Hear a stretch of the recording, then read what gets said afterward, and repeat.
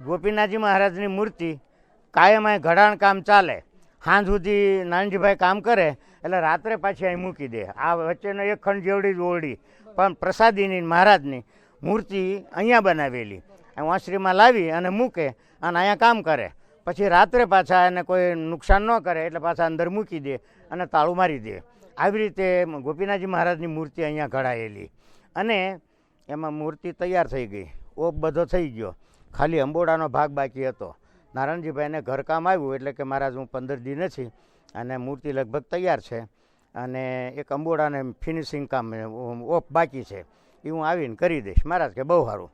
એટલે મૂર્તિ કોઈ અડે નહીં એટલે સારું અંદર કપડું કરી અને ઢાંકી દીધી. મૂર્તિ તૈયાર છે એવી મોટી બા વાત સાંભળે એટલે પડદો નાખ્યા પછી મહારાજે કીધું કે મૂર્તિને કોઈ અડે નહીં, એ ધ્યાન રાખજો. મોટી બાને એમ થયું કે કોઈ ન અડે કાંઈ નહીં, હું તો દર્શન કરી લઉં. એટલે મોટી બાએ લુગડું ઊંચું કરી અને મૂર્તિના દર્શન કર્યા.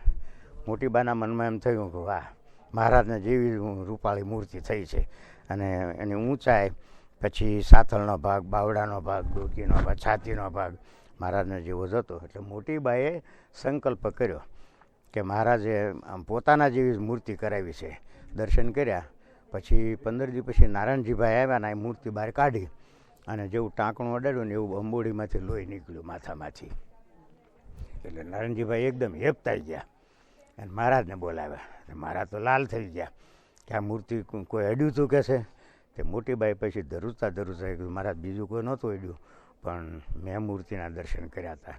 આ વગર પ્રતિષ્ઠા થઈ ગઈ કે આ મોટી બાનો ગોપીનાથજી મહારાજનો ઇતિહાસ, બનેલો ઇતિહાસ અને લખાયેલો ઇતિહાસ છે. હા, એ એમને એમ છે હજી અત્યારે, એ અત્યારે એમને એમ છે. પછી તો એને કોઈ કાંઈ કર્યું જ નહીં ને. નાનજીભાઈએ કીધું હે એ જે તમને એમ લાગે કે આ ઇતિહાસ છે, જે લખાયેલો ઇતિહાસ આ સાચો જ છે. એ રફ જે ઓલું છે ને ત્યાં અંબોડી કરવાની હતી, પછી નથી થઈ શકી. અને મહારાજે પછી કીધું આમાં હવે અમારું આવાહન મોટીબાઈ કરી લીધું, હવે આમાં કાંઈ નહીં થાય. એ ગોપીનાથજી મહારાજે.